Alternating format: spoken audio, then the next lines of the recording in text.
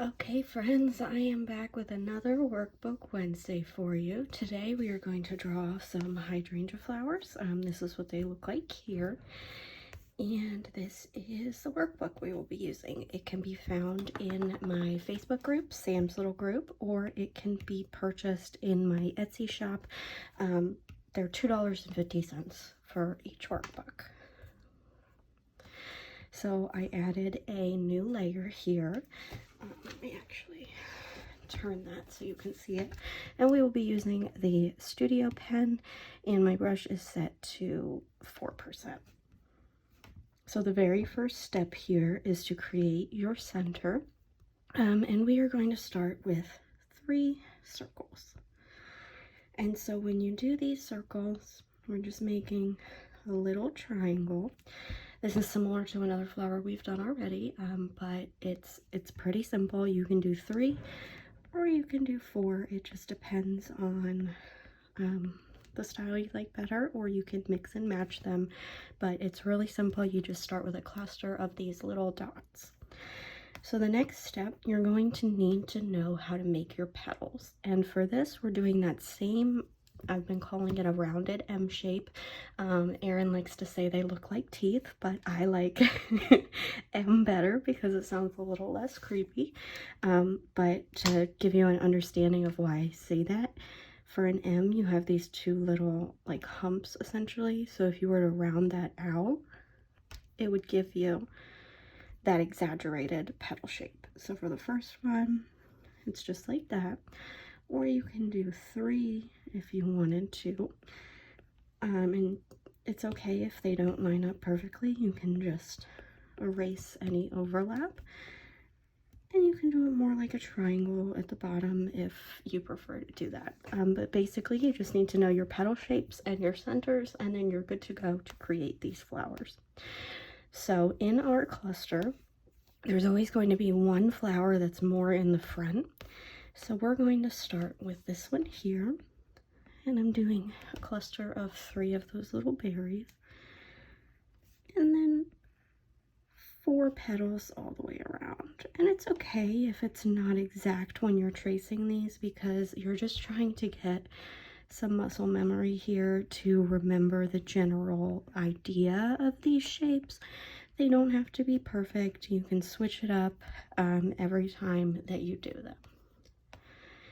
So after you have your first petal, which is going to be this one right here, I'm just going to trace that.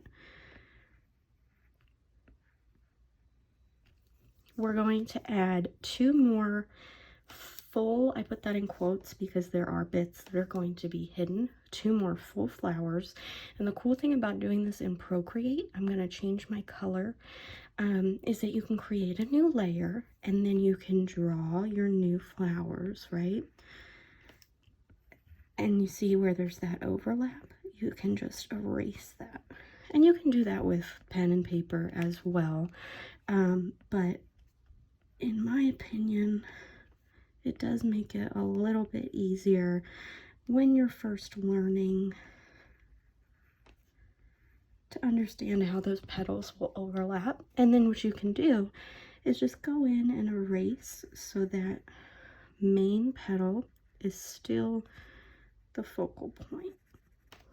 And so you'll still have almost entirely full flowers there, but they will have a little bit of them hidden behind the main one. And so here you can just see, I tried to illustrate that for you so you could see where that overlap would be. And then from this step, we're just going to fill out our flower so that it makes that round bunch that is characteristic of a hydrangea bush. So again, we have our main flower with those 3 little dots in the center.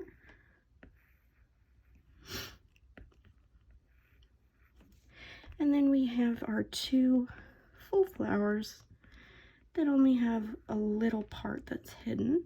So for these, you just need to know those main shapes that we went over at the start.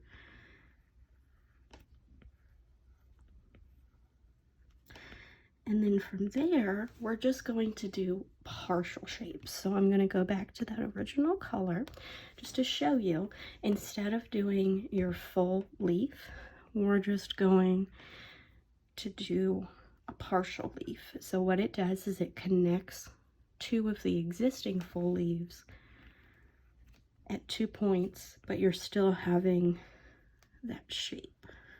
And so if you want, behind these darker blue, you can have some of the berries showing. I'm going to call them berries. I don't know exactly, like seeds, I guess is a good word. But as you're filling in your extra petals, your partial petals, you can throw in some of those so that it looks like there are full flowers underneath. And then what I'm going to do there, I'm just making this alpha lock really quick and coloring it all one color so that you can see how it really just flows together. I'm going to turn off the background for a second. It looks like a cluster of flowers. You can't even tell that these were partial ones that I did in a different color. So that's the fun thing about Procreate, is you can do things on different layers until you get used to it, and then you can move on to the next step. So from here, we're going to add leaves. So the leaf shape, it's almost like a zigzag, right?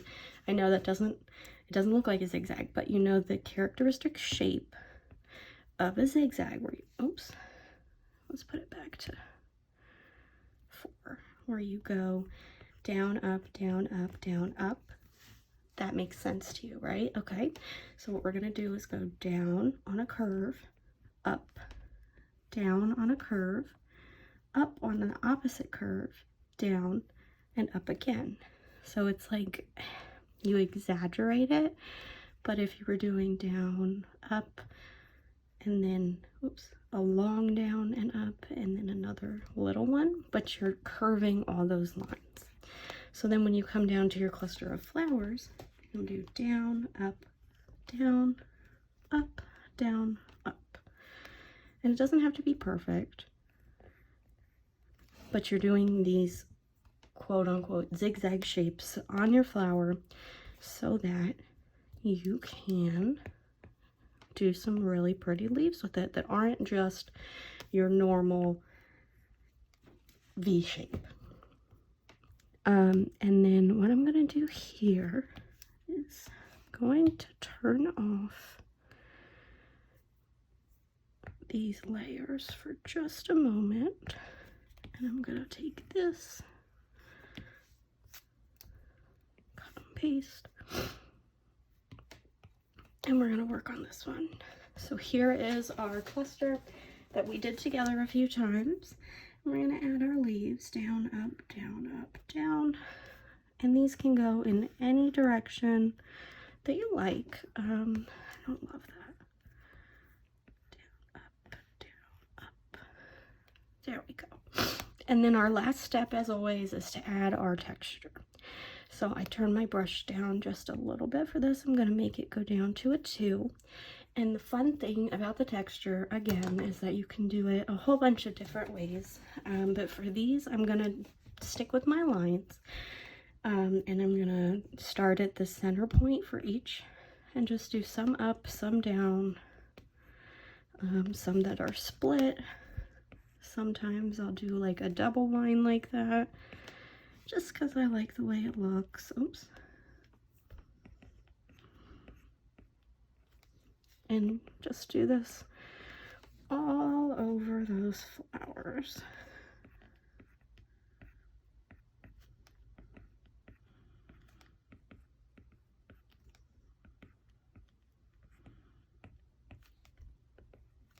And you just, again, want to follow the shape of them so that they look like they could be natural forms.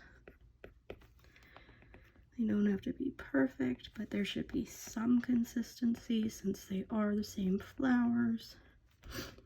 Excuse me, I'm still a little stuffy. It wasn't COVID or the flu, just a really bad cold. But I have some health issues that I recover pretty slow. Alright, and then for the leaves, I'm going to start with one big line, which is like the veins on leaves that I'm sure you've seen. And we're going to do some offshoots from that. I'm going to repeat that on the other side. And then I'm just going to add some extra texture lines. And there you go. There is your hydrangea bunch. It took us less than 10 minutes to go over this entire thing. It's a really easy, fun flower you can do, and you can do single little flowers, or you can do the whole bunch, or you can do a bunch of these and make a whole bush. But it's another good flower to have in your arsenal when you're doing these wildflower bunches. So I hope you enjoyed that, and I will be back next week. I have some really fun ones coming up soon. Thanks for watching.